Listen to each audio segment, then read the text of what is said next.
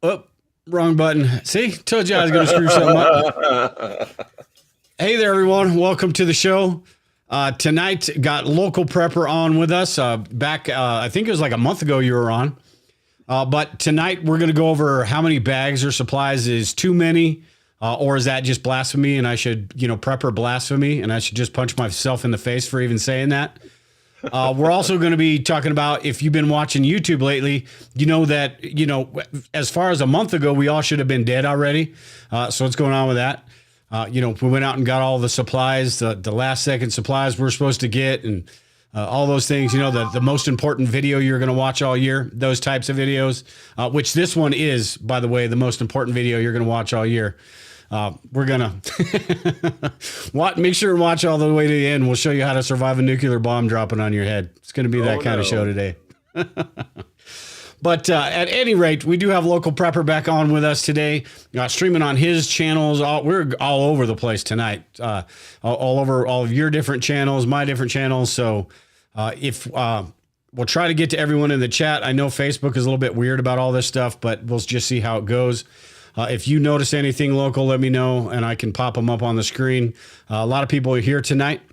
But I know it's only been a month since you've been on, but explain to everybody what you do, where you are, and sort of anything you want to, sell yourself, basically. Well, I'm a prepper. I've been a prepper since 2008. Let's see, 20 years active duty U.S. Marine Corps, 13 years as a DoD contractor. I've done everything from shoot 'em up, bang, bang to making drones do things people don't want them to do. I enjoy long walks on the beach, and every so often I find unexploded ordnance. So it's pretty interesting. It's pretty interesting. You can find me at localprepper.net or anything with Local Prepper, all in one word. And if you Google that, you'll find me. Yeah, and I just recently watched one of a little short video you did. I think it was somebody else doing the video, but they were talking about how awesome your channel is and how you're sort of an up-and-comer and things like that. So I was like, yeah, it makes sense. I think I said kind of the same thing. You weren't supposed to see that. That was hilarious. I stumbled onto it. I literally had to ask. His name is Bobby, but they call him Spags. And I literally had to ask him. I was like, what the hell's going on? So there's actually a we're going to get together in the month of June, all online, and do it's a game. It's called what is it? Not coincidence or consequences. It's a prepper card game, and you basically get told, hey, so here's the scenario, and then they read it to you and say, what do you do? Jesse has already been warned, or not Jesse, but Spags has already been warned that his answer cannot be shoot them in the face every single time. Yeah. I watched that. I first turned it on and I thought you were actually doing a live stream with them or something. And then I looked down and it was like 2.5 minutes. I was like, well, this isn't a live stream. Yeah. So pretty interesting. And some people actually thought that, it was satire, but some people actually thought I was being serious. I had to do emails like, dude, everything's fine. I love you. We're good. Yeah. Relax. Hey, it's Doomsday Podcast said this channel is okay. It's all right. Yeah, Jester, as long as Jester doesn't go, what's this stream about, man? He does it every single time. He does it to me every freaking morning. Awesome. All right. Well, like I said, we've got a few different things to talk about. Just general preparedness. I know you've got quite a bit of gear, quite a few bags. I want to talk about a little bit today, sort of not the basic level, but I think a lot of people, when they first get into preparedness or even that first year or so, it's kind of confusing because that's all you hear about is all the stuff you need and all the different bags there are. And it's like, how many do you actually need and all that? So I want to talk about that tonight, as well as some other just general preparedness stuff. But before we get into all that, since today is the last day of Title 42, I know this isn't necessarily a preparedness topic, but I think it kind of is. It goes into the future of the country. I just want to get your thoughts on what you think about all of this that's sort of going on and where this all leads, I suppose, because to me, it's not necessarily the fact of it's not a racial thing whatsoever. It's a fact of who's coming over. And I know it's going to sound rude, but when there's no doctors and lawyers coming over, right? And you've got millions and millions of people coming over the border, and which are all going to be dependent on the United States, the government, basically. It just seems like it's a recipe for disaster, and it's like they've opened up the floodgates. And I know the last couple of days they've sort of battened down the hatches a little bit, sort of a little too late. But what are your thoughts on that and where it leads as far as us as a country who's already seems like we're teetering on the brink anyway? Wow. Well, it's exceptionally dangerous. It's I've seen coups in other countries, and it always results in violence. There's never been like this calm, we're here to take over coup, right? And basically what's happening is it's almost like a soft coup. Now, it appears that the government's just out of control. The U.S. government's just out of control. This is one of those typical situations you see in the movies where you got this one guy and he's like large and in charge. Everybody knows that he's inept. Wait, you know what he reminds me of? He reminds me of the young boy who became the king in Game of Thrones, where everything is great. I'm in charge. How dare you question me? Send out my legions to destroy them. And then it's like he completely ignores his advisors and says, this is wrong. This is going to blow up. We know what we're talking about because we've been here for 700 years. And now it's all blowing up.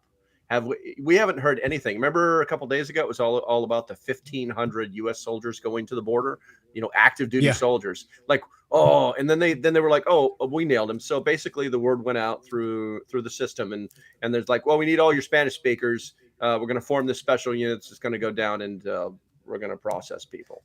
They just kind of, they disappeared, we got the state troopers and the National Guard coming out in riot gear and doing drills at San Ysidro.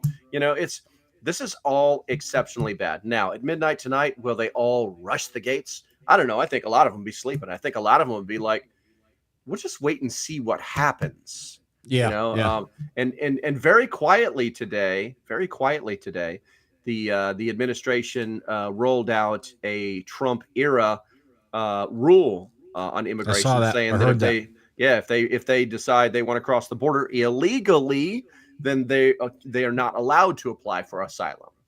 But in this particular case, it doesn't really matter because they're going to give them asylum anyway. They're literally going to say, hey, you don't do that. Just go find an ICE agent. There's one in every city. Have fun. That's what they're going to do. And this is going to cause serious problems. We hear about the ranchers on the border states, like right on the border, right? And they're like saying, hey, people are running through my yards. I got my pistol out, banging on my door, trying to break in. Now imagine that by 1,000 times, and somehow somebody thinks that it's okay that because they're just going to like filter out and disappear like all the other illegal aliens that we've now basically legitimized. So it's going to be a very serious issue. Now, me personally, not to go off kilter here, but this is the first I've had a concealed carry permit for years. This is the first time I've actually thinking about like open carry, because I'm just like, they need to understand if you are anywhere near me and you do something stupid, this could be the end of it. And the thing is that people in those parts of the world understand force. That's why they have, elite police squads that are on every corner with submachine guns, because they know if you mess with these people, you will get shot.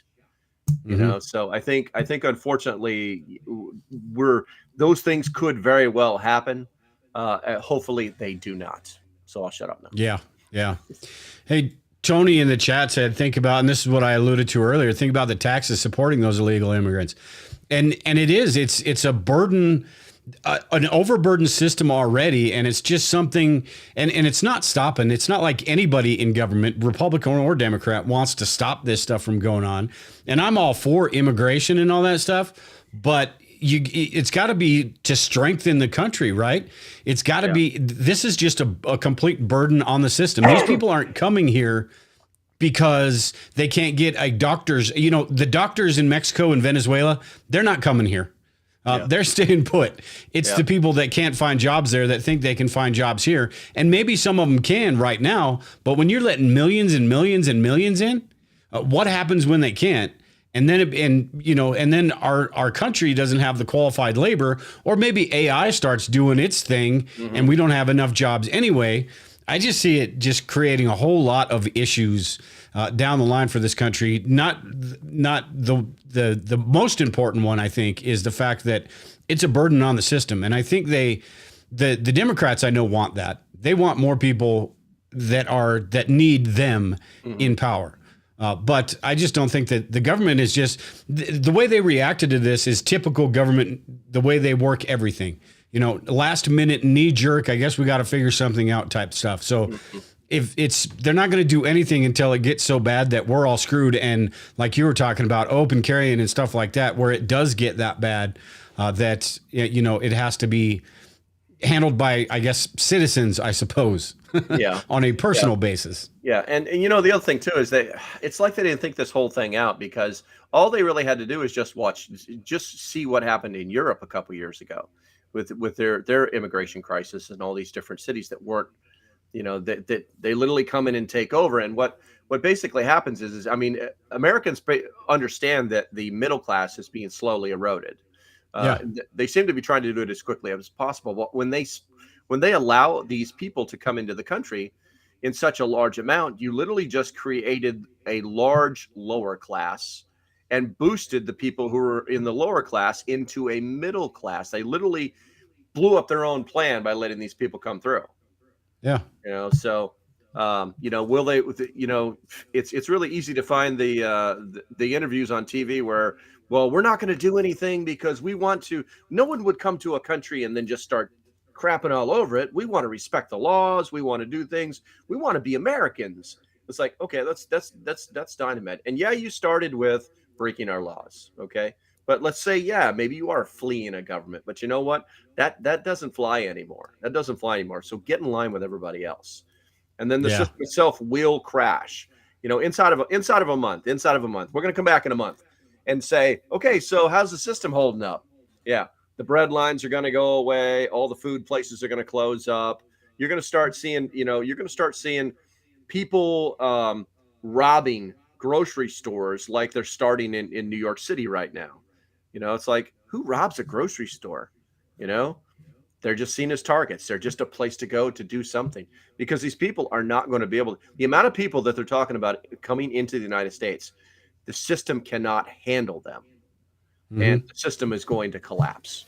The government will be saying, we got to spend another $1 trillion here in about a month because we underestimated the problem, So yeah. And the fact that I'm drawing a blank here. I forgot what I was going to say. The fact that they've spent so much time the last couple of years, forever they have, but they've really ramped up the racist rhetoric the last few years.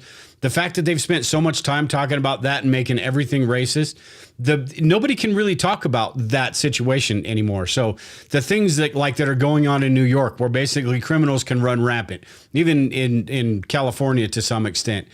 If the situation happens like you're talking about, where that violence and everything does pick up, and I'm not just talking about the immigrants either. A lot of them are really good, just down to earth, you just do my own thing type people. But when things do get that bad, I was talking last night, we were talking about an economic collapse, and I had a really good comment, and I can't remember the guy's name. I wish I could. But he was talking about how the difference between the Depression, that situation, and if that were to happen now, or some sort of collapse, the way society is shaped up, he said, how do you think it would turn out?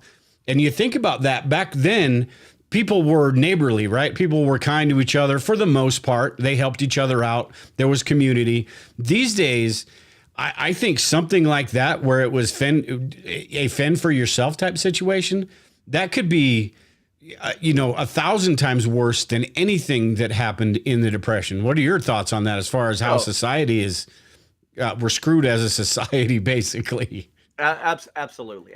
So it'll be one of these. Yeah. That's exactly what's going to happen. You got to remember too, between the Great Depression, these people already knew how to survive. They already, they were already used to using outhouses, and half of them didn't have running water, and a bunch of them were still farmers. I mean, they knew how to survive, even if it was just street smarts, knowing where to get the old bread. They knew all these things. Now, dude, unless it's shiny, unless it goes beep boop beep boop beep, they have no idea. Now, is this their fault? No, I don't think it's their fault. I think that technology moves so fast that it just overwhelmed everybody with all the bright and shiny stuff. And everybody's Yeah. like, wow, this really makes my life simple. We all like these gadgets that make our lives simple, because survival, like during the Great Depression, none of it was simple. They had no tools to make things simple. The simplest thing they had was a plow horse if the tractor didn't work. Yeah. So, Yeah. and living in the city, you see pictures of them. They are either they just were just dirty and messy, and their clothes were all torn and tattered, but they survived somehow. I don't know, maybe they had brats for breakfast or something, but they figured it out. But now it's not possible. You're talking about a learning curve that is so steep that the adults, people in their 30s and 40s, are going to try and adapt, but may not be able to, because the old ways, the old infrastructure, not just knowledge, but the old tools necessary to use the old knowledge don't exist anymore. They're antiques that you buy on eBay. So Yeah. it's going to be a pretty serious problem. It'll be a pretty serious problem. You put a plow horse in front of 99.9% of the people these days, and they'd look at you like you're absolutely out of your damn mind. Oh yeah. Like, what do you do with that? Yeah. But I mean, and it's sort of the things that we do as preppers are the things that, and this is kind of cliche in the prepper community, but the things that they used to do back then are what we try to sort of incorporate into our daily lives, because we know that might be necessary someday. But the vast majority of people just wouldn't have a clue. And that sort of leads to what I was talking about. Who is it in the chat here? I just had him on here, and my chat is scrolling too fast. Charlie, I think, is the one that made that comment last night. I could be wrong, but you're here in the chat, Charlie, so I'll give you credit for it. But I think that leads to the crime and the violence and the people trying to get what they want more so than in the Great Depression, or not even want what they need and not being able to figure it out. And then we're so entitled as a country because everything has been so wonderful that they're going to be even more mad because they don't have the things that they're used to having on a daily basis. And it's just, I could see it, something like that. Even just a crisis level, not even a Great Depression level type thing, could spur a lot of stuff. And I don't know if that would be the whole country or if it would be different parts of the country where those things are going on. But I think it definitely is something. Don't think of it like it's going to be like a Great Depression. I think it's going to be a whole lot worse than that if it does get to that scale. Yeah, if you live in the city, and if someone lives in the city and something goes down, get out of the city. I don't care if you got a plan. I don't care. Get out of that city. Everything in a city is brought to it by trucks. And when the bad guys figure out they can just stop the trucks before they get to the store, the trucks will stop coming. It's that easy. And I know that's a little apocalyptic, but you have to understand that, 20 years ago, we didn't have criminal intelligence within our police departments. Now it's an actual part of the department. They get briefs from the FBI. They're literally on that level because the criminals came up to that level. You see what I'm saying? And, if you're in a city, get out of that city. I don't care if you got to walk the road for days and drink pond water. Get out of that city because you're going to be a million times better than if you stay there. Yeah, exactly. From New York. Yeah. And then there's the government aspect of that as well. You talk about the criminals, and I'm not going to go too far into all that stuff, but you've got to think about those things as well. And that sort of goes to the whole Civil War conversation I had the other day with it's not going to look a damn thing like the original one did. But again, that's a different rabbit hole. And if we go down all of this stuff, I'm going to have to retitle this show because we're not going to talk about the stuff we said we were going to talk about. Next time, just title it whatever we come up with. Yeah. Just call it a BS session next time with Local Prepper. But I'm drawing a blank here again. I got to get better at this whole transitioning thing. But yeah, it was just a really good conversation. I thought about that today, and I know you have, with your background and some of the things you talk about on your channel, I just wanted to get your thoughts on how the whole thing is. Because again, I don't mind the immigration thing, and I don't even mind, some coming across the border. It just seems like it's on overload, and it seems like it's on purpose.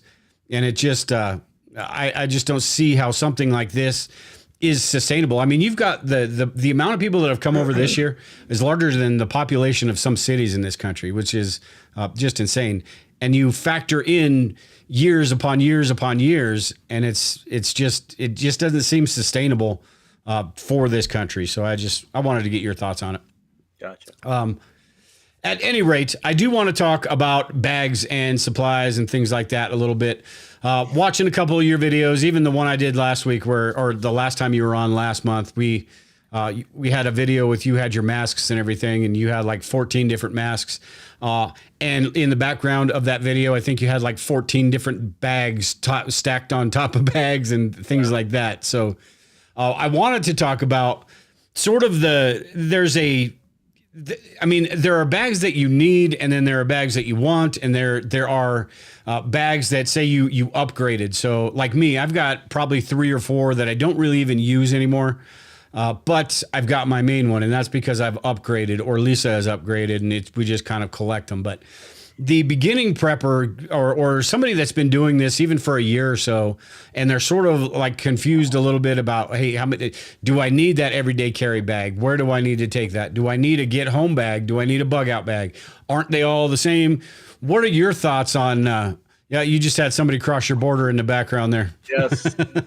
Yes. But what are your thoughts on, like, if you were to give advice to somebody that's just getting into this stuff, is it necessary to have that get home bag along with a bug out bag and along with an everyday carry bag? And just what are your thoughts on all that stuff? Well, I mean, it really has a lot to do with what your plan is. It really does. It really does. Yeah. There was a time where my get home bag was basically a full up inch bag, because getting home was from Virginia to North Carolina, and it was going to take me 7 days to walk there. That was the plan, so I had to have a lot of those kind of things in there. I mean, if you're you asked me before we started the show, one of your questions was, do preppers overthink their bug out bags? And I think that they kind of do. It's not because it's a lack of experience, because it's a lack of planning. Is the bag too light? Is the bag too heavy? Do you have the right gear in it? And God forbid you go off and buy $3,000 worth of the most expensive gear there is, because there's so much out there that is so inexpensive. It's crazy. But you have to understand it's all based off of what your plan to do. The bag has a purpose to get you to a place, and if your place is only a 2 hours walk, then you probably don't need anything other than the basic overnight stuff as a just in case. There's all those variables that you have to think about. One of the things that I talk about during one of my bug out videos, where I talk nothing about water, is why do you carry so much water? Because it's so heavy. You're right, it is heavy. But there are some spots where I'm not going to be able to find any water, because I've done the geographical or the topo search, and I know that there's no drinkable water for a good 10 miles. And if I have to do that during the middle of the summer, well, you know what? I need to be able to start with water. I don't want to play this game where I'm trying to I've got my water filter, let's go find some water in the desert. People just don't think those things through, because they don't actually do the planning. And then the bags themselves. I always tell people to start with what you think you're going to carry, and then go get a bag for that. Don't buy the bag, because if you buy the bag, you're going to find out very quickly that you keep stuffing stuff into it. And then now you have to take something out, and you're trying to balance that. It's really difficult, So I kind of break it down into some of the simpler things, like you've got your typical military bag. That's going to be like an Alice, Molly, a Ruck, those kind of things. Basically, big green gear, anywhere from 60 to 120 liters. I've got one of the original British Bergens from the late 90s, and that thing is like a condominium. It is giant. It's like what can you fit in it? What can't you fit into it? But you get to carry that weight, so you better be aware if you go buy one. I think the new ones are Yeah. only 60. I think the new ones are only 65 liters, so that's not that bad. But with the inch bag, that's everything. That's a combination. Inch. I'm never coming home. Inch. It's like the kitchen sink is going in that sucker. And Yeah. then you've got what I call the a hiker's bag or a hybrid bag. That's currently what I'm sporting right now. Where's it at? That's that camouflage thing over there. I actually walk with it every day and try to incorporate it in my workouts. But I call that my hiker's bag because it's nondescript. I do have a cover for a rain cover that's camouflaged if I want to disappear. But for the most part, it's just this nondescript gray hiking bag you find in most computer games as a backpack. It's that simple. It's slightly Yeah. grained in, but it can hold as much as a standard rucksack, and it's extremely functional. Pouches, and I like my bags to be slick. So if I have to punch into the bush, I don't have all these straps and things hanging off of it, and you won't get caught up on the bushes. Um, and then you've got what I call the survival bag. The survival bag it's like if you're there's a YouTuber on here. I follow him religiously. He's a really smart guy. I think it's called Corporal's Corner, and he's spent his last 14 years learning how to survive in the wilderness. He can make fire with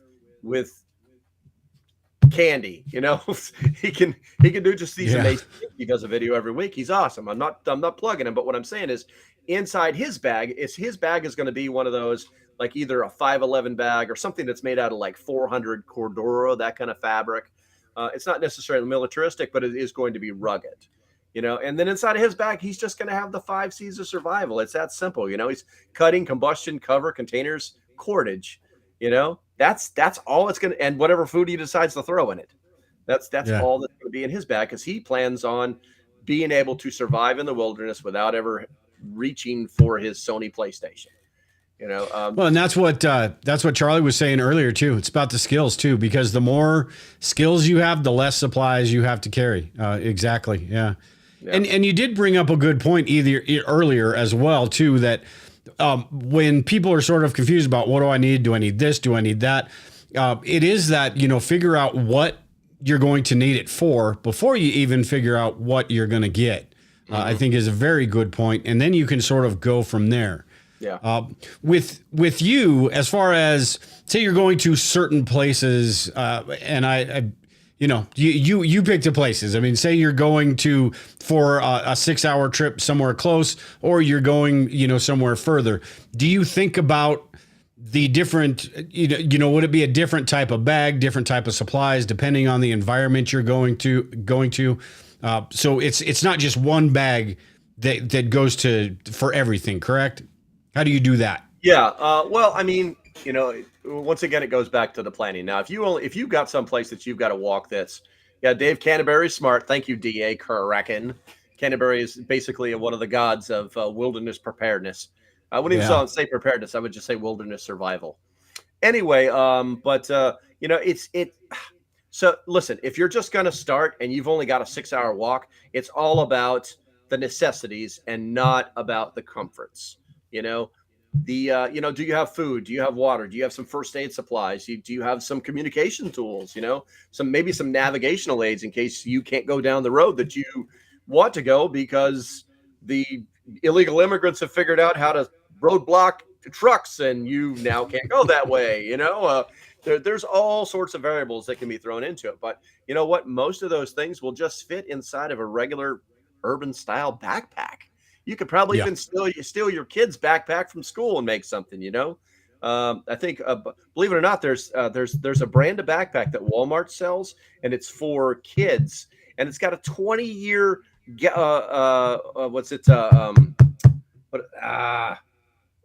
what do they call it? My brain just turned off. Warranty. Glad Yes. it's not just me. Yeah. It's got a 20-year warranty. You know what I'm saying? Which is pretty good considering kids normally destroy backpacks every year.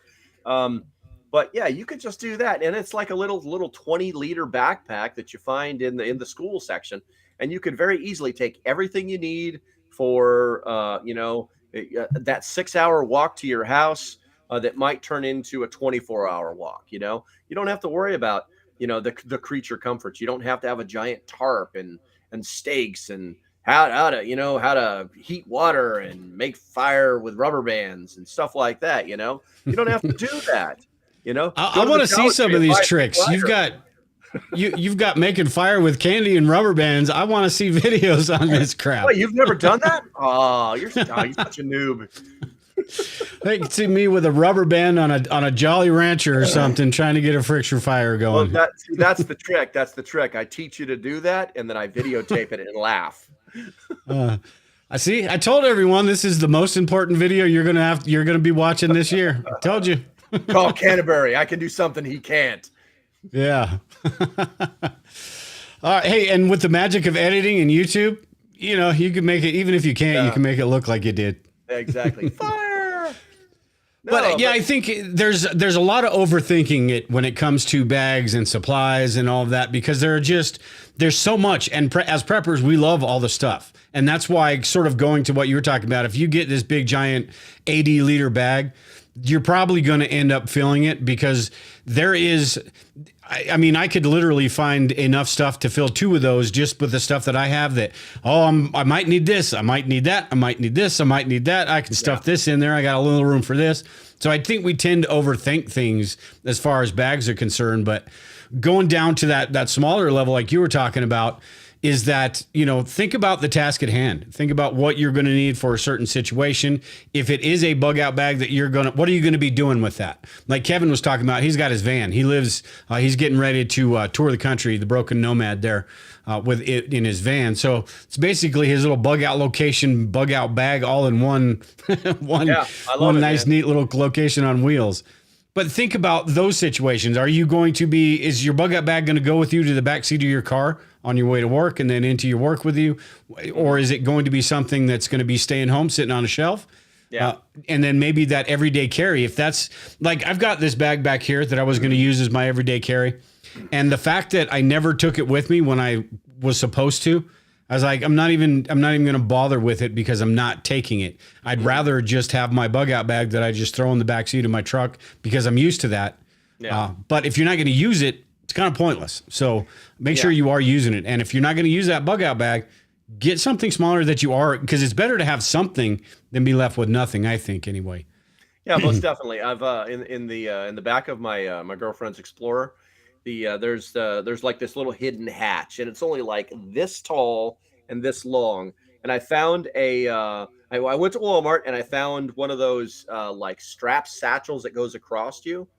And it's actually green. It's got a couple of zippers on it. And I just filled it with the essentials. And so that if something goes wrong, at a minimum, she's got that stuff. Be ingenious. It does not have to say U.S. government on it. It does not have to have a logo on it. It doesn't have to do any of those things. It's got to be durable enough to use. If you grab it at the store and you start yanking on the seams and it comes apart, put it down and walk away, because it's not good enough to make your bag out of.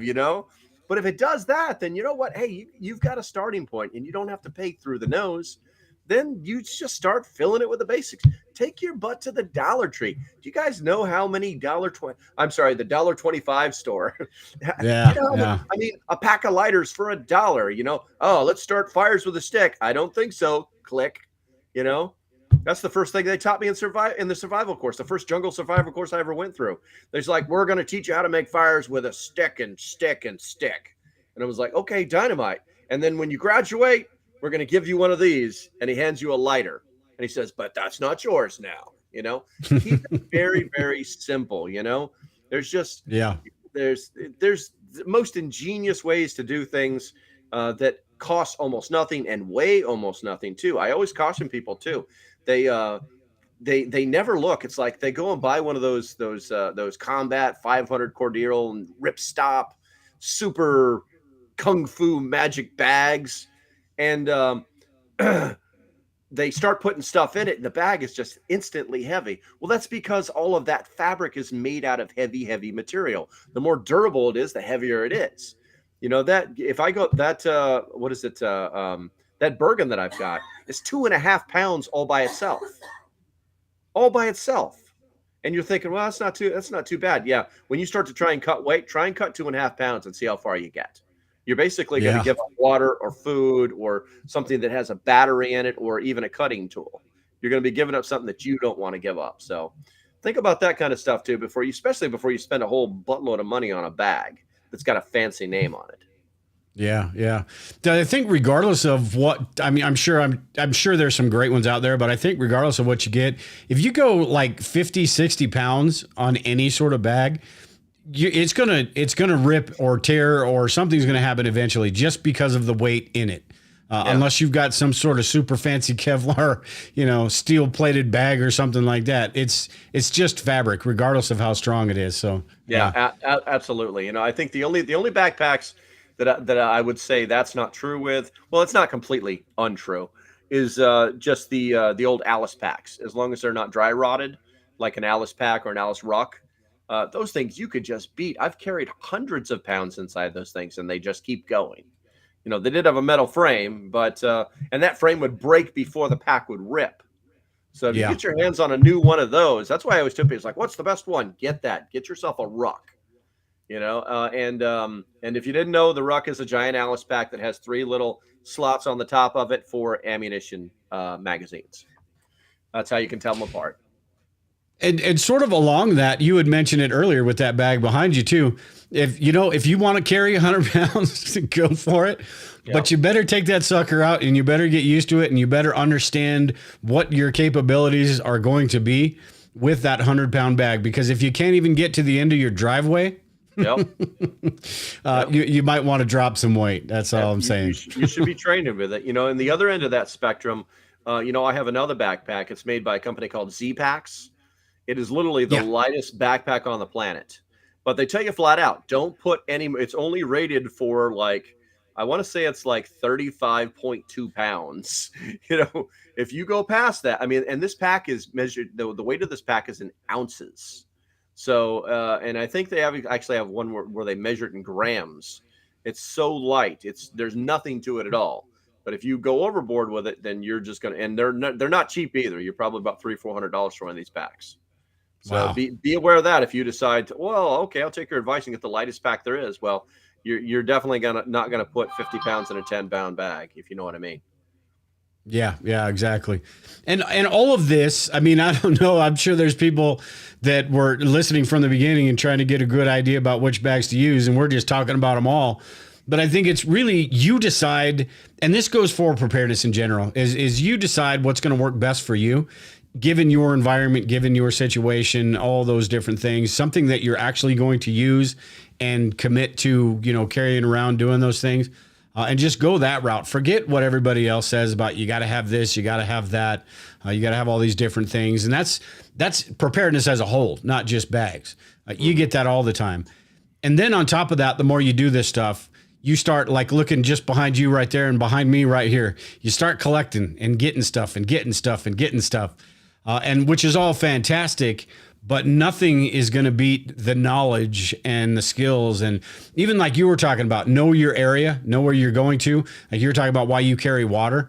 Just that knowledge of what you're going to do in a situation and thinking through those things is probably going to serve you a lot better. Yes, it's going to be great to have that bag with you.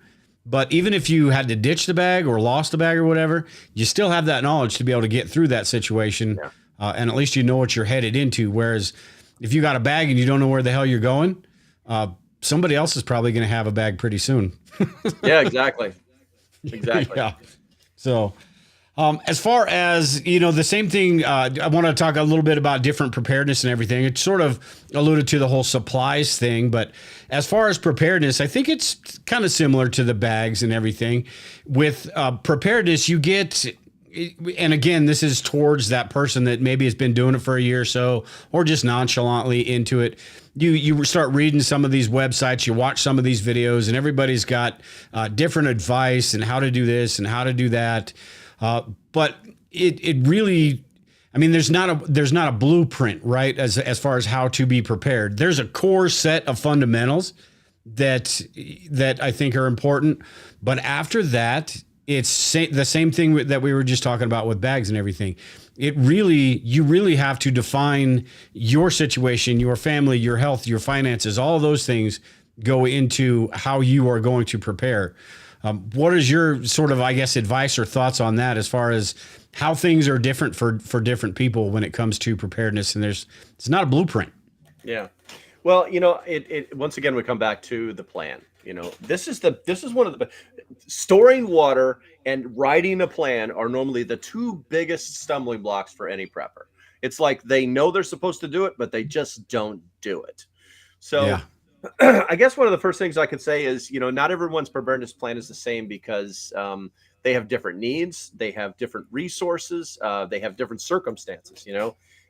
Preparedness plans should be customized to address specific risks and challenges faced by individuals and households. For example, someone who lives in an area prone to natural disasters like hurricanes or earthquakes may prioritize emergency supplies such as food, water, and shelter. And on the other hand, someone who lives in an area with a high risk of wildfires may focus on an evacuation plan and protective measures for their house. Individual circumstances such as health, health conditions, mobility, or access to transportation will also impact the type of preparedness plan that works best for them. And ultimately, preparedness plans should be tailored to the specific needs of and situations of each person or household. It's you got to have a plan. You got to think about your environment. You got to think about, where am I going? What am I doing? Am I going to stay? If so, what is the plan?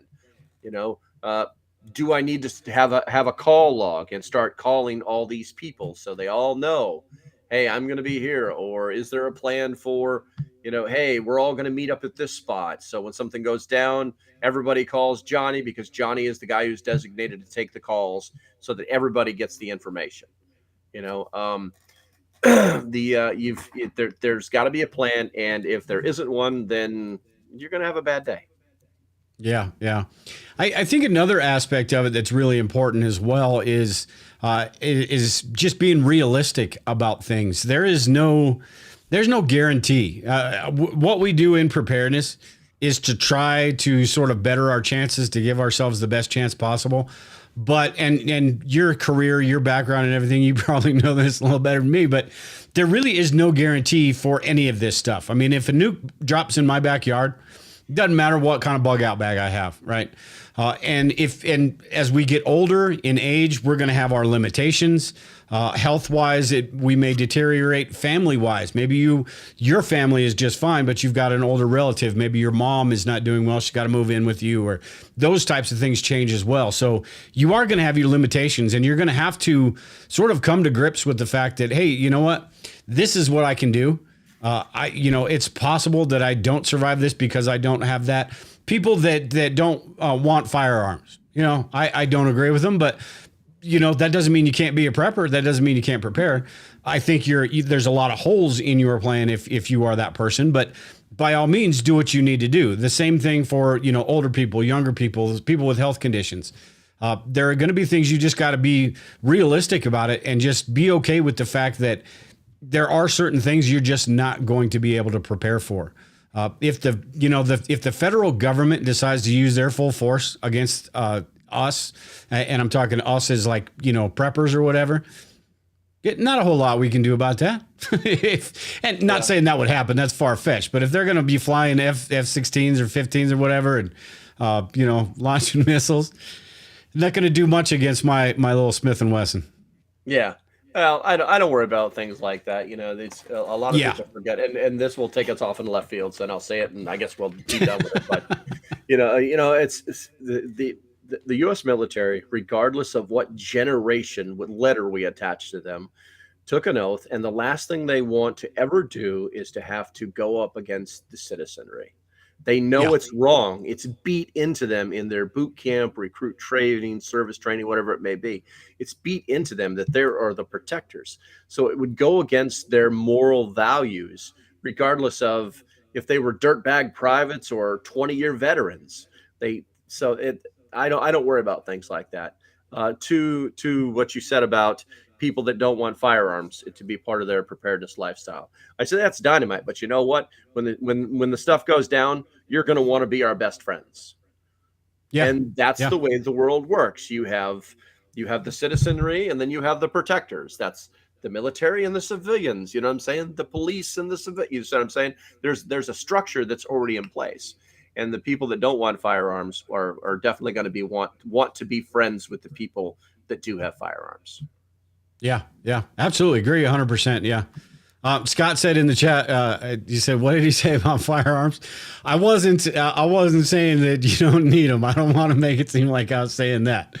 But Scott. I was just saying, you do you, I'll do me. I choose to go the route that I'm going because I do see that there are just a lot of situations where I think something like that. That's the whole Second Amendment thing. Not even a prepper thing. That's the whole Second Amendment thing where it's just there are a whole lot of situations, however unlikely or not, that could arise where that is something important, hopefully that you never need it, but something that you should always be able to have just in case. That's my thoughts on it. So, I don't even know where we were talking about different types of preparedness and all that. And then we sort of went down that rabbit hole, but it is true. And I use that as an example because I don't necessarily see the government, and I'm going to go, you started this rabbit hole and I know you didn't want to go down it, but I'm going to talk about it a little bit too, but I don't see it ever going that route because the government doesn't want to be in that position to have to, I mean, they want to weasel around stuff and they want to do things shady like they do all the time anyway. Mm-hmm. But they don't want to be in the position, and especially the military, when you think about them, in the position to have to do something like that because they want to maintain their power. They want to maintain what they have, the status quo, and they want to, just have things go the way they're supposed to go. So they don't want to do that. And I don't know, it would take something really, really bad to get to that point. And I don't even know that it really would, even a civil war type situation. I don't even know that it would get to that point where it would be military and stuff going against citizens in certain states and things like that. I don't know. But at the same time, you saw things like during the pandemic, police officers in Melbourne, Australia, even out here, doing things that you would have never thought they would do. So it's one of those never say never things. But I think for the most part, I do agree with you as far as that it's pounded into their brains that you are, and they are. They're one of us, basically. Mm-hmm. They're one of the. I think of them as more than just the average citizen because they've, and you've done it too. You, Brian, and everybody. You've chosen to go into that line of work, and I think it just puts you at a lot of people give military vets and all that a bunch of crap because they just don't care. But I think it puts you on a level. Takes a certain type of person to make that type of commitment. So, anyway. Not going to go down that rabbit hole any further. Well, hey, let me close it up for you. One of the things that always bothered me about those police officers in Australia during the pandemic, there was always more citizens than police officers. But they're unarmed. No. See, that's just it. That doesn't matter because they're still police officers. As long as you're not coming at the cop, as long as a mob is not coming at a cop and saying, I'm going to do this, they're going to spray, they're going to hold their shields, they're going to say, stop, stop, stop. They're going to hit you with tear gas, but they are not going to be able to stop a crowd of 100, 200, 300 people. And it always bothered me because the Australians figured it out very late in the game, almost to the very end. You started seeing, before it was, the typical scary stuff, some guys getting beat up by two cops. Or no, some old lady's getting beat up on a street side by two cops because she's not wearing a mask. You know what I'm saying? And all she wants to do is get them off of her. And everybody's just got their cell phones up acting like idiots. And then towards the end, it was like, guys, we're coming through here. And the cops are making their police line. And then they're pushing through them. They figured it out. Now, here's the stink. Australia was actually formed, when a British soldier killed an Australian for saying something. He just didn't like what he was saying. So they took the soldier's gun, they shot the soldier, and that's what started the revolution in Australia. That's what freed them, and so that they could set up a government. And I'm like, you guys have come so far from your history that you've forgotten how your actual little country started. It's kind of scary, and it makes you wonder, like, well, I wonder how far we off. Have we gotten to that point where we're literally socialists and we don't know it? It's hard to believe with the Second Amendment, but yeah, if you remember, that's the last thing they took away from them. Yeah, and it makes sense. Wasn't Australia? Wasn't it basically the convicts from Britain that they sent down to their little island, and that's how it all started? It was a penal island. They were all prisoners. Yeah. And I'll tell you what, I love all the people from Britain and all that, from England and everything. People are great. But I'll tell you what, the old school Britain, the old school government, they sure created a lot of countries. You got the United States, you got Australia. No, they were an empire. Yeah. So, but I do tend to agree with you, because I think about that all the time. That mentality that we have, that we sort of had instilled in us growing up, I just don't know that exists like it used to anymore. And it's almost to the point where that whole thing is sort of looked down upon these days, having that mentality. It's almost like if you question the government, if you question anything, it's almost like you're, one of those conspiracy theorists or whatever, and you're not supposed to do that. So I don't think we're, other than the whole gun thing, I don't think we're that different from all the countries in Europe and Australia and things like that. So I think I don't know, though, because I think we sort of have that American mentality still, for the most part, that take no crap type stuff, that mentality that got us all the way from the East Coast to the West Coast, just because we wanted to go see what was there and we wanted a chance to do something, and you're not going to tell us what to do. My hope is that bit of mentality is still left in people here, to where if it did come down to a situation where something like that was needed, that there would be enough. I mean, it didn't take everybody in the Revolutionary War. It was a very small percent, That's right. the 2%, right? About that. I just hope there's enough of them, to kind of revive that a little bit, because the way we're kind of sleepwalking into oblivion as a society, and this is sort of the planet, not just the United States, the way we're sort of sleepwalking as a society, just staring into our phones, getting ready to get plugged into the machine and get fed through tubes and crap. Mm-hmm. I don't know, man. Yeah. I want to taste my steak. Go ahead. Yeah.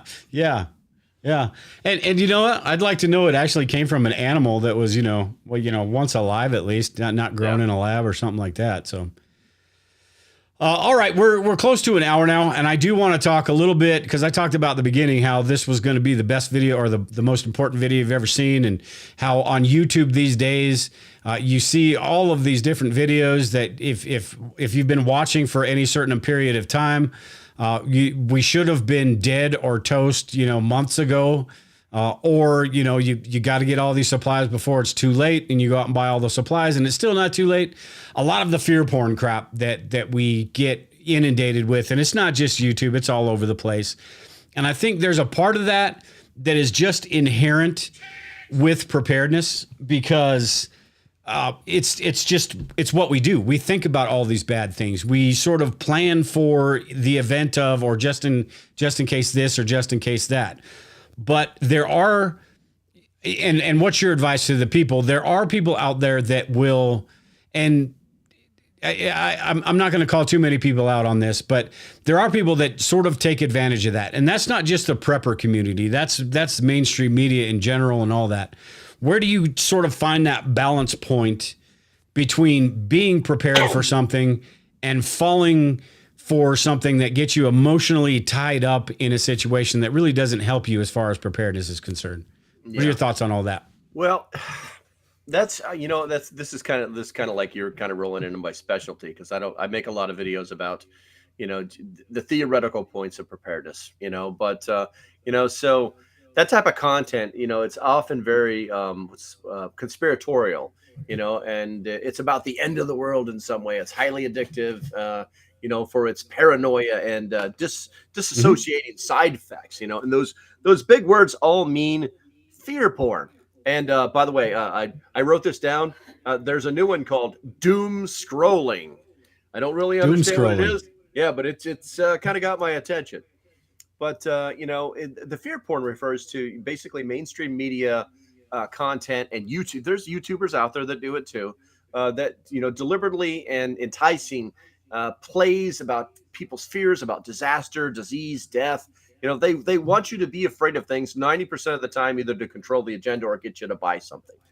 Hmm. And yes, there are media outlets that go beyond information and and alerting the public, because that's really what their job is supposed to be. They kind of go a little too far. Um, the remember that time when we had that thing that we cannot speak of? You know, every headline or Google search said death toll rising or new infections and Yeah. thousands of cases or even hundreds of deaths. The media is necessary and important to inform the public and to educate. However, at what point does informing turn into aggressively alarming people? These pitches put people in what they call a fight, flight, or freeze. It used to be fight or flight, but now they call it fight, flight, or freeze response. It activates the amygdala. That's at the very center of our brains. The amygdala is people's minds can only tolerate what it's known as the fear porn reaction for a brief amount of time. And what happens when the amygdala is activated for a long period of time, and what is the psychological effects of this that can have on you and your loved ones? Now, one of the things that I've noticed is the impact that the overuse of media / fear porn, some of the YouTube stuff, has caused real anxiety in those with OCD. I mean, some people know it, but I have a Patreon, I have a small group, and the people that I can tell or have told me that they have OCD, they're really into the fear porn because their brains get locked in on it. And what happens is, in some cases, people are what they call psychologically stuck in those protective behaviors that their amygdala is firing off because of the fear porn. Now, the good news is there's a couple things that we can do. We can help and we can correct this issue. The first thing is limit consumption. Be an adult, know when to turn it off. And then the next thing is use that time to go outside, walk in the sun or run or exercise, or it helps reduce stress levels. And they've also done some studies that show that exposure to the sun actually helps with psychological conditions. And use your own judgment to protect yourself, as opposed to unknown reporters in the world. And I will call out old CP because he is the biggest guy on the planet. If you don't know who he is, then oh well. He's the biggest guy on the planet. Yeah, I know he's got a business run, but you know what? Don't sit there and tell me about your intelligence sources when all you're doing is going Google this and Google that. Yeah. Sell Yeah. your trash on your own time. Be legitimate. You don't have to do it with fear porn. And for those people who fall into that, they get sucked into that, just take a step back. Put the phone down. Put the phone down. You don't have to know everything all the time. Pick your time to watch the news of your choice, or maybe watch this news and then 10 minutes of that news, and try to gain perspective, but don't get sucked into it because every channel does it. Yeah. And that's really unfortunate with him because he's really got some good stuff too. And and I don't know if, I mean, I know it works on YouTube. I know that's why these people do it, because it gets people to react. It gets them to click this stuff because whether it's that curiosity, whether it's that, oh, I've got to find out why this is so damn important, or even if it's like something like me, and I've done this before, it's like, okay, what kind of BS is this that he's talking about? He's got this important information and this is not just him, this is everybody, but this important information that he just got a hold of that we're going to need to know about, and it's all starting to happen and this and that. And it's like, okay, what sort of BS is this? And it's unfortunate because you watch the video and most of the time there's a brief passing sort of example of what they were talking about, and then they go off on a totally different subject and talk about something different. So it's just, and it really doesn't do any good as far as preparedness is concerned about your personal preparedness, getting all hyped up about this stuff. I sort of think back to the whole Hillary Clinton thing, right? I really wanted her to get convicted. I wanted it bad. And you watch Sean Hannity and you think there's no possible way in the world she can't get convicted. And then you listen to Comey and the way his little spiel, and you're thinking there's no possible way she doesn't get convicted. And then what happens? Nothing. So it's getting you get ramped up on some of these things, bringing this back to preparedness. You get ramped up on some of these things and you sort of lose sight of the stuff that really is important in preparedness. Getting your family and everything ready rather than the stuff that you really don't have any control over. So I think it works, man. I mean, I don't know if it's human nature, like you just went through there quite a bit of about all of this. It works on us, and that's what media does. These days, it's not really reporting the news anymore, or so much about reporting the news anymore, but rather getting people to click and getting your certain audience, whether that be Democrats, Republicans, or whatever, far right, far left, your audience to engage with you and sort of. Mm-hmm. Oh, my stuff started freezing up. Yeah, you just had a hiccup there. I think we're still good.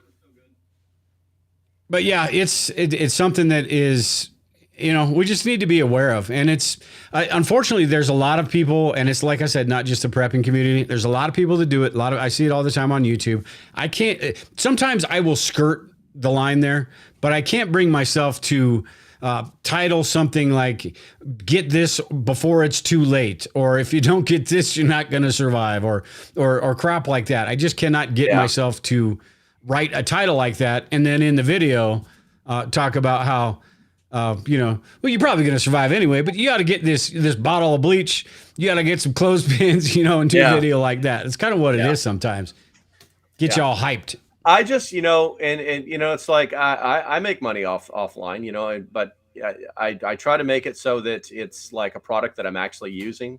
And some of the stuff's boring, but I try to look at it from or try to present it from the perspective of there's things in the world that can go wrong. When you've seen enough bad in the world, then you know that things can go wrong.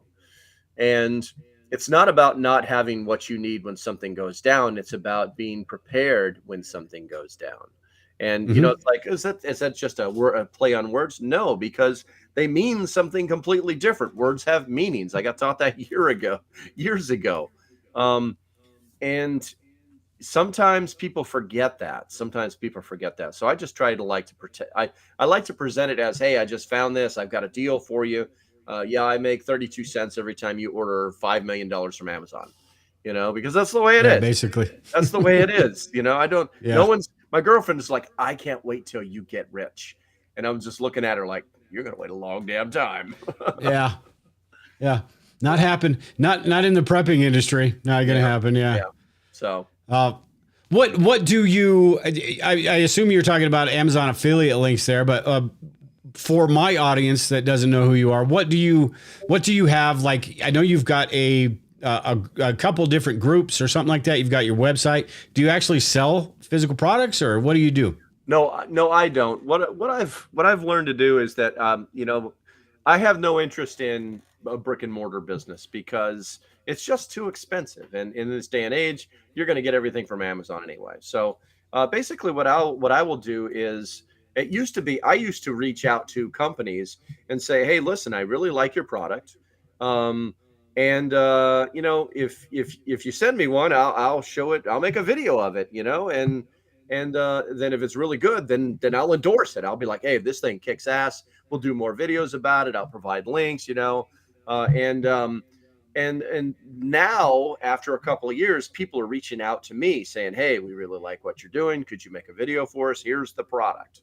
And now sometimes this blows up in their face because I have done several videos about, guys, it's really cool. Thank you, company X, Y, and Z, but do not buy this thing.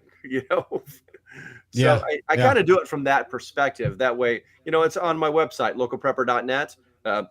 Shameless promotion. I have a section there for trusted products. These are all products that I actually own or I've tested. These are products that I actually endorse. I'm not just selling them because I feel like it. In fact, I just stopped working with the largest um, uh, freeze dried emergency food company on the planet because they decided that they weren't interested in doing things in a better way. They wanted to continue to sell their product in their particular way that nobody.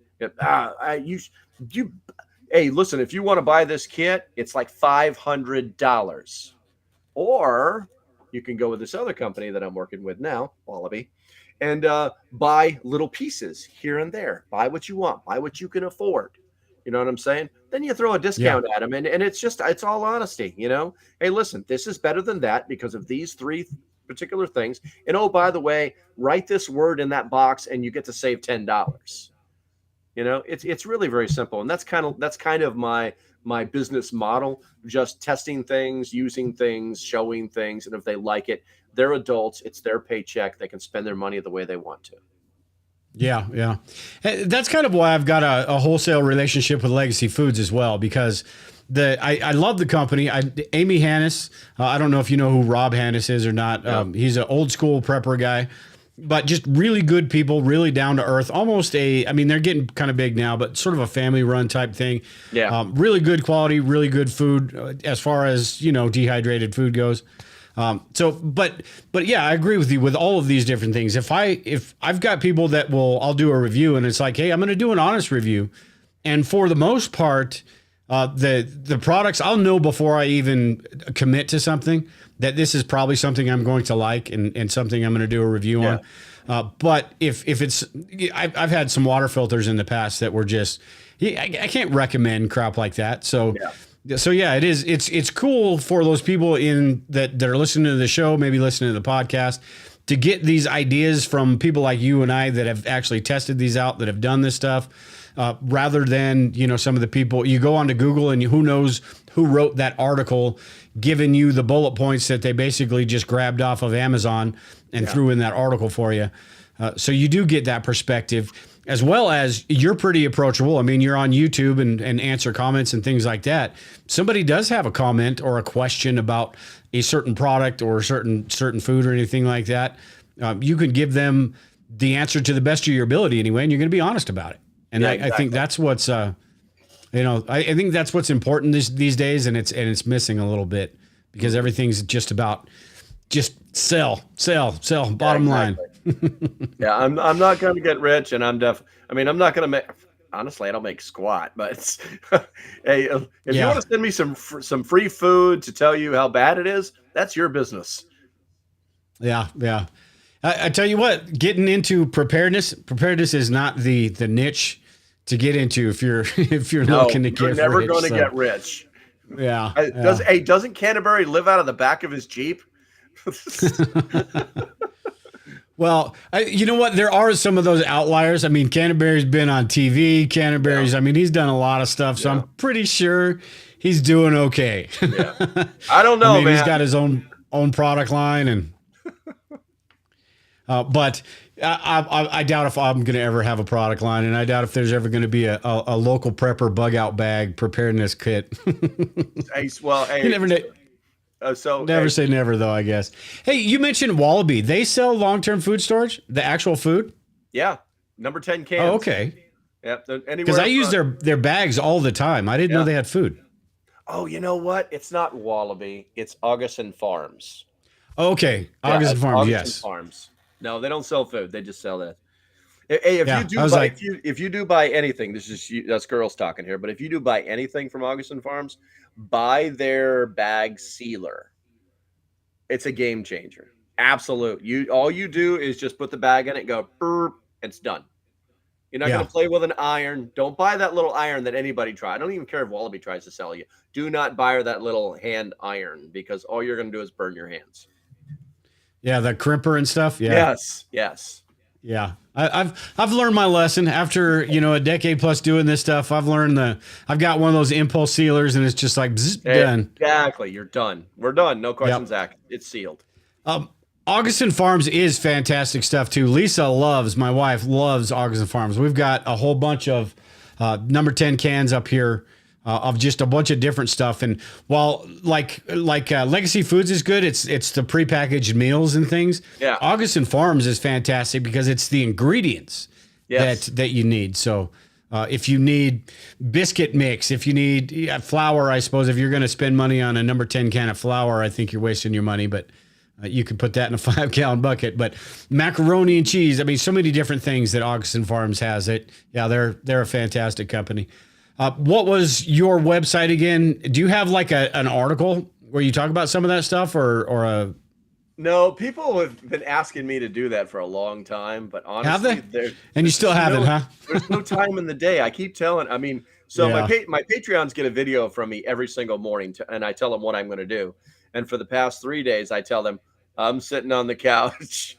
I'm still bagging food up. I'm still doing things. But it's just about the honesty and you can't prep every single day. So I've actually thought about writing a book, but because I do a lot of writing, like all these notes.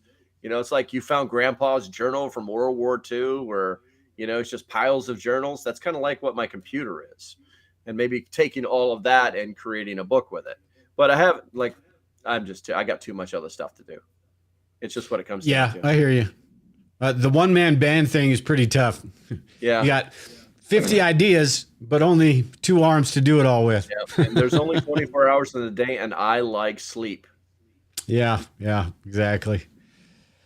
All right. Well, I think we are going to get out of here tonight. Appreciate you joining the show tonight. A lot of cool different topics we talked about. I think we basically got into everything that we were supposed to. So that's cool. One more time, let everyone know, and I will make sure when I put this out as the audio podcast, I'll make sure and leave the links in the show notes and everything. But just let everyone know what you're doing, where they can find you.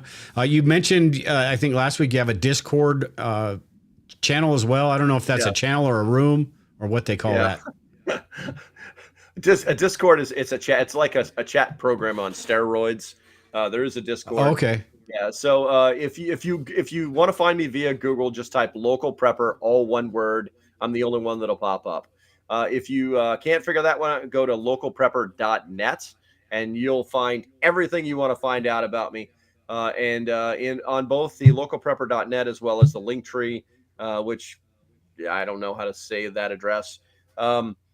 Just scroll to the bottom. You'll see Discord.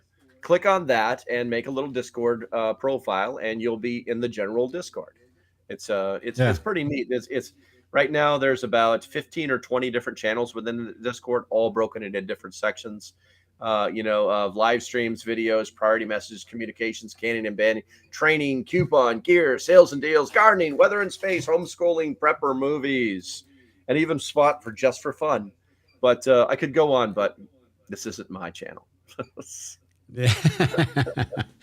It sounds pretty cool though. Actually, I might have to check that out. It sounds kind of like a forum, basically. It is. It absolutely is. You can. I'll get you a link, and you can drop in and look around. I have lots of other YouTubers that are inside of my Jester's inside of my my Discord.